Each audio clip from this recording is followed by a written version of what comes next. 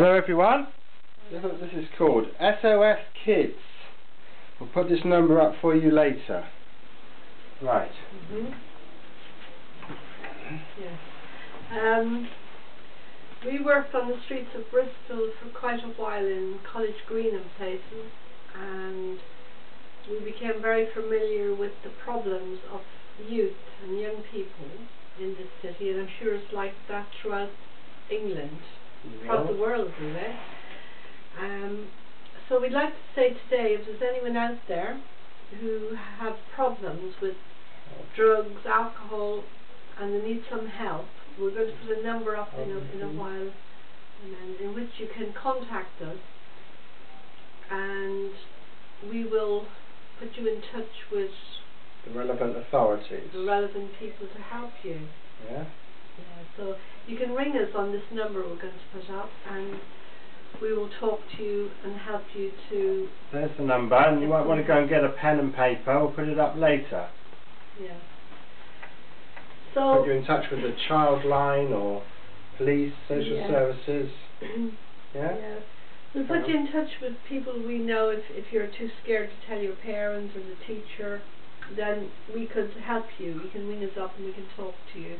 Yeah. It's the first step in perhaps getting help if you feel like you've got into substance abuse of any kind, because these things only get worse as they go on, and they can destroy your life, stop you living, stop you getting jobs, just hold you back completely and ruin your health.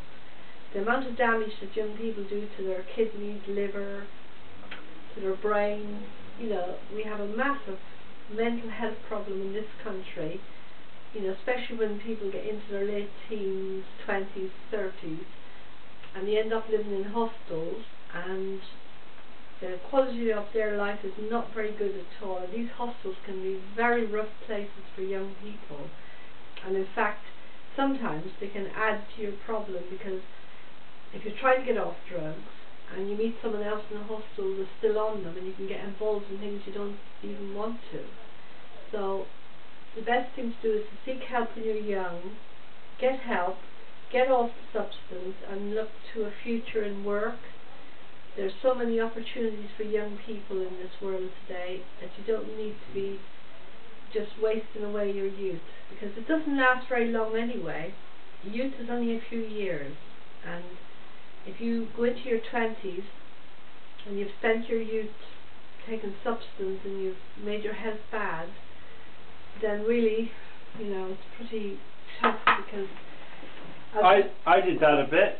Yeah, carry on, Bridget. As there's a lot of help around for young people, when you get to your 20s, and 30s, then there's less help out there. There is help, but it's less. You're less, as if you like, for want of a better word, you're less important as you get older, because people think age, you can fend for yourself a lot more. So don't wait until you're older and you fall into that category, because many people die. I used to work with the Salvation Army in the Candle Project in Bristol and we had around 100 men coming in, and I believe that most of those young men have died through substance, through drugs and alcohol and everything else. What? Well, we met a homeless chap who used to come into our drop-in, remember? Yeah. And he said, we asked him about his friends, and he said he had 100 people 5 years ago, and every single one of them, he was only in his 30s, is now dead. Yeah.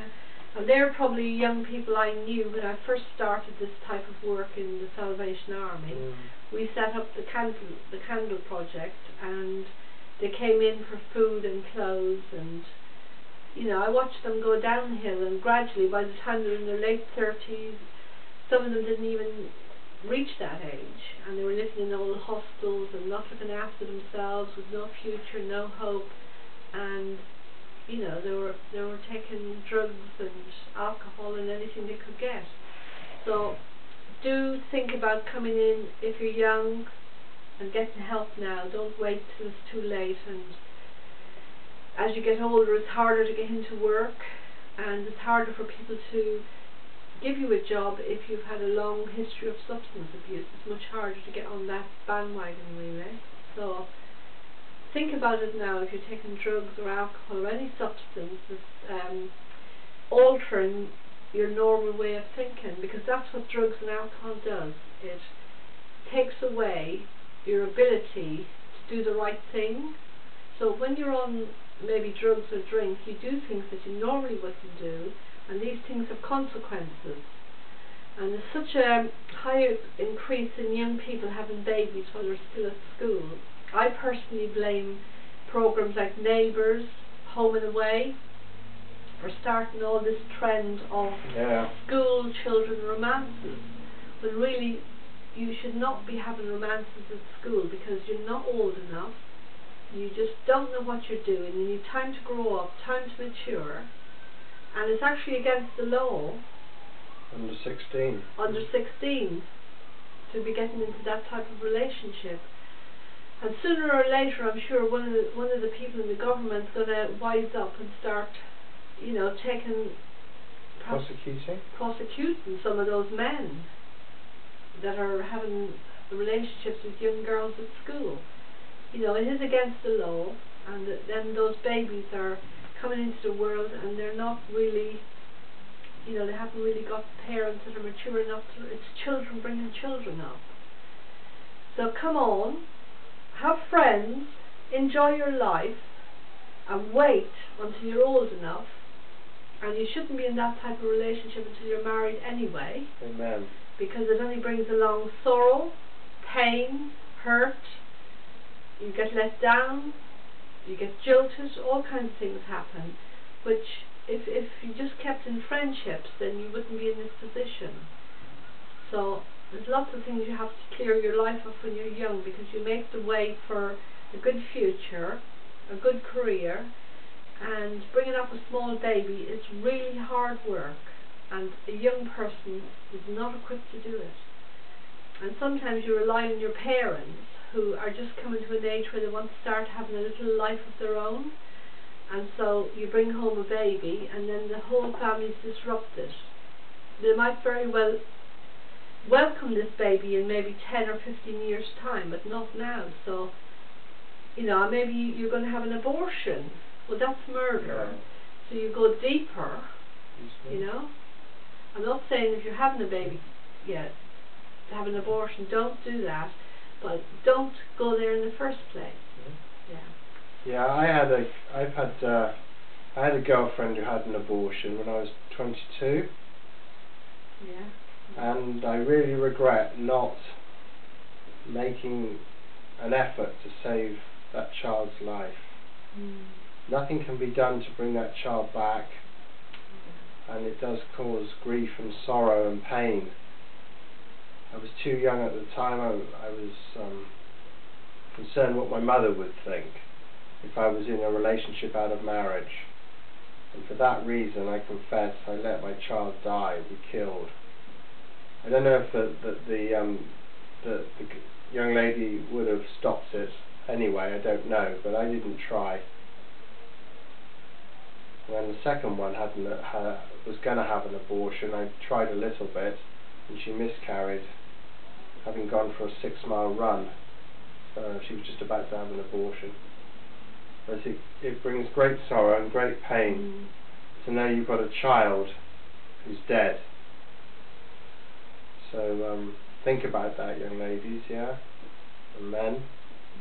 Because it's not till later in life, like Simon is now, that you begin to think of the horror of what's happened.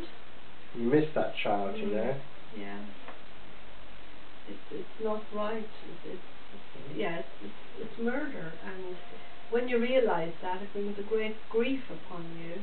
You know, and you've got to tell God you're sorry, and God always forgives us. But it's better if you don't get into relationships like this when you're at school and college, because you need to have friends, enjoy yourself, but don't get involved in relationships like this where a baby is born and your whole life has come to a stop. It will be years before, it takes 20 years to bring a child up, and the rest. So think about it. Think about it morally and in every other light. I'll say something. Mm. At school, in my school, we were given sex education. Well, education. I was going to say classes, but there only ever was one class. One 30-minute class. Sex education. And they told us to use contraceptives. That was all they said. So what did I do when I was 20? I used contraceptives. What happened? Condom, Durex, you know what I mean? It split. And the girl got pregnant and had the abortion. That's how that happened. Yeah. So don't trust in them. And then the second woman was on the pill. And she forgot to take the tablet for 1 day only. Got pregnant. Another dead child for me. Yeah. So don't trust in contraceptives. They're not 100% reliable. No. And then you've got the rest of your life to sit down and be sorry, yeah? When you make these mistakes. So think about growing up first. And yeah, I grew up in Ireland myself, and I went to school, I went to work, and there was no such thing as young relationships then, and teenagers were very happy because that was not expected of them. And if you had a friend, you had a friend, and that's you know, as far as it went. And you didn't get into relationships till you were in your teens, probably late teens then. And I think this culture we have now of school romances has got to stop, because it's a nightmare for parents, it's a nightmare for the young girls that are being led into believe they have to get into these relationships. So I speak to you young men out there, take responsibility. God's invested in you quite a lot, more than you could ever realise, to be responsible in this way, and do not get these young girls pregnant. And young girls, I say, don't get into relationships like this, don't even start them. If you do, you'll have to continue, and they'll usually end up in you either having to go on the pill or whatever, and that's bad for your health as well. It so, is, yeah. you know, before you get into a relationship, wait till you've grown up. And if you love someone, you want to marry them, won't you? And you'll want to wait until marriage. Yeah, it's the right way. So if a boy is courting you, young girls, young ladies, you know, he should wait. If he loves you, he'll respect you, and he'll want to do it the right way, and not have illegitimate children. Yes. So our SOS children, we'd say to you, here's the number.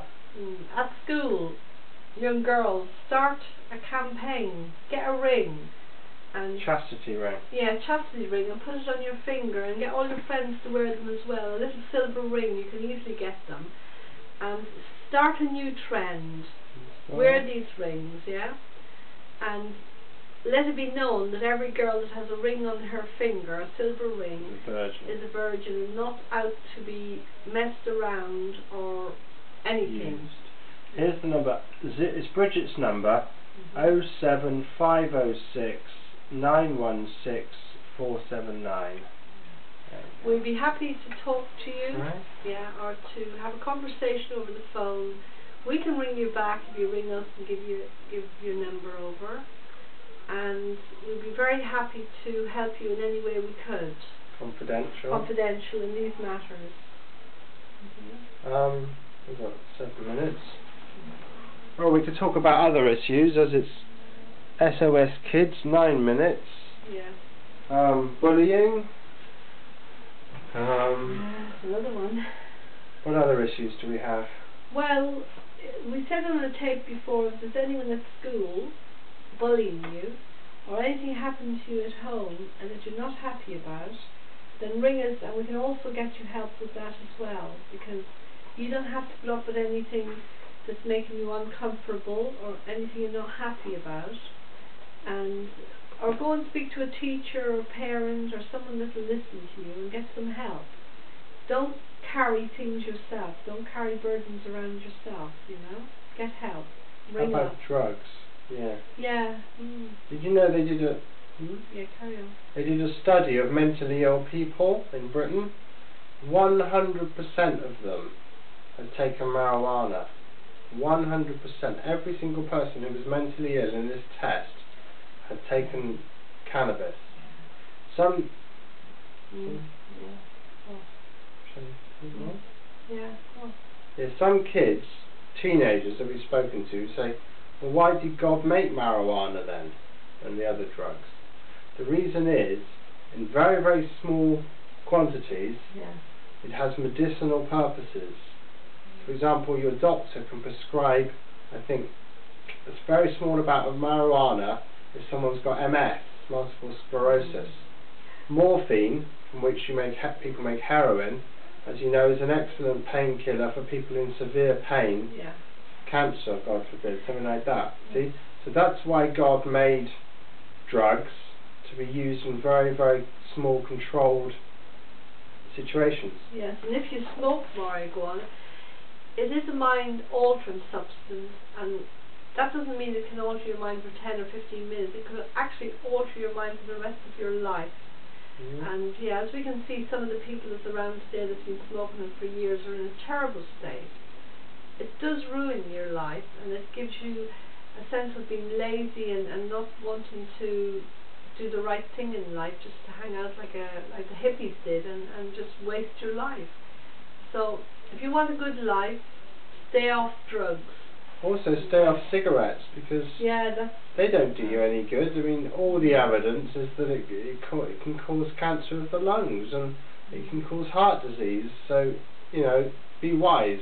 Stay off it. You don't need them, because I gave up smoking over 30 years ago, and I never went to a doctor. I didn't take any substitute. I trusted God to get me off cigarettes, and I've never looked back. Yeah, the way forward, Don't buy them. The way forward for giving something up is just stop. Stop. Simple. Stop. Cut it off. Jesus said, if your hand causes you to sin, cut it off. Now don't do that. What he meant was, be really, really radical. So throw away, for example, if your problem's smoking, you chuck it in the bin there and then. You get rid of your ashtrays, you get rid of your lighters, your matches, and you stay clear of the newsagent for a while. And stay clear like of any friends that smoke. And and the same with alcohol. They can easily get you back on it, and you've got to be strong as well. You've got to have a strong will and make sure that your no is no. If your problem is drink, then you don't go to pubs. That's right. And as Bridget said, if your problem is drugs, you don't see those druggy friends anymore. You know what I mean? Bible says bad company corrupts good character. So stay clear of bad friends and get your life together. Who aren't friends. There's a good life to be led out there, and you just have to get out there and get on with your life, and don't be influenced by friends. Don't feel you're a failure if you don't do what they do. I wouldn't call them friends, it's the peer group, isn't it? Yeah, they're not friends, they're enemies. Because some of them will get off drugs and go on, and maybe you won't. So be wise, come away from them, and have a good life. Marijuana, for example, can cause terrible paranoia. When I took it, I was in Hawaii, Thailand, places like that. Makes you feel terrible. I actually went green once. Someone said, you've gone green. Feel sick, and was sick, physically sick. So it's very bad for you, a horrible thing. And how terrible does it feel to be hungover in the morning? I mean, I did a lot of drinking at Cambridge, and I haven't got drunk for probably almost 30 years, and I feel so great every morning. The opposite of how I felt, terrible. Not to talk with the damage you're doing to yourself. Get wise and think, this is no good for me. There is a lot of people in mental hospitals, and they're alcohol abusers, drug abusers, and they end up in there and they're thrown from place to place, put on medication, sometimes they're even injected, and their lives are just wasted hanging around mental health places. It's just no way to go, because one problem makes another, and before you know it, it becomes a way of life. Instead of having a nice life and living in your own house and finding your own job, you end up in these hostels, and if you've never seen one, you can take it from me, they're not very good places, and you don't meet better people there, because sometimes you meet people who will steal from you. Not everybody does it, but it does happen, and people who want to get you back on drugs if you're trying to give them up. So take my word, keep away from all of it. Let's say don't gamble either. That's another addiction. Now the lottery, for example, did you know 50% of the money they take in, they keep. They only give 50% out in winnings. That's right. Therefore, you're on a loser before you've started. You're only likely to get back half your money. It's not very good odds. And also, it's greedy. Yeah. See, the Bible calls it a sin. Because you're not. Do you want to know why? Because you're not putting your money to any good use. You're just frittering it away to make. If you want to put good use, give it to an African charity or an Asian or a disabled charity or something. Or if you don't want to do that, put it into your business and make it make more. That's right, yeah. You see, that's the sensible, wise thing. Instead of taking a risk, and you're more, as I said, you're going to lose half of it on average before you started, because they keep half of it. Yeah. The government keeps half of it. Yes. And I've never done the lottery once. I've never ever been even tempted to do the lottery. And there's other forms of gambling, but you know, poker, blackjack. But the point is, you see, that when you put that pound into the blackjack or whatever, you're not investing it into anything good. You're gambling, you're taking a risk. Or lining someone else's pocket. And lining someone else's pocket. So God only gives us a certain amount of money and opportunities in life. We've got to be wise and invest them. If you invest it in, say, a brand new pair of shoes for work, that's a brand new, you know, black pair of shoes. That's a good investment. Right. You know, or a good new suit or something, or if you know, a can of paint if you're a painter, because you're guaranteed then not to lose, aren't you? You're guaranteed not to lose. You're guaranteed, you know. And with gambling, that's exactly what it is. You could come away with nothing, and you probably will. And also, you owe it to the parents or grandparents or people who brought you up. You know, you're in debt to those people. You know, they brought you up, and there ought to be some payback for them, even in terms of seeing you grow up and get a career, get a job, get married, do all the right things. Don't go into debt either. No. Because it costs you interest. Yeah. Rip off. A young man just took his own life last week because he was addicted to gambling, and the paychecks where he was getting you know, the checks over the internet through payday, and he got into such debt and was addicted to gambling and took his own life at a young age. SOS Kids. Yeah. Never take your own life. Don't go on to internet sites that talk about suicide. No. Just don't do it. That's our message. Don't do it. Phone the Samaritans. Yeah. Go to church. Talk to anyone. Just please do not kill yourself. All right. Yeah. There's always somebody in a church that will help you. In a few, probably 5 minutes later, an hour later, half an hour later, a year later, 6 months, you'll feel great, and you'll be glad you didn't do it. Yeah. That's our last message. Yeah, go for help. Ask for help, always ask. Don't ever do it. Phone anyone. Everyone will help you with that one. They'll be sympathetic. Yeah. Alright? Yeah. So, you can call us. God bless. God bless. Bye.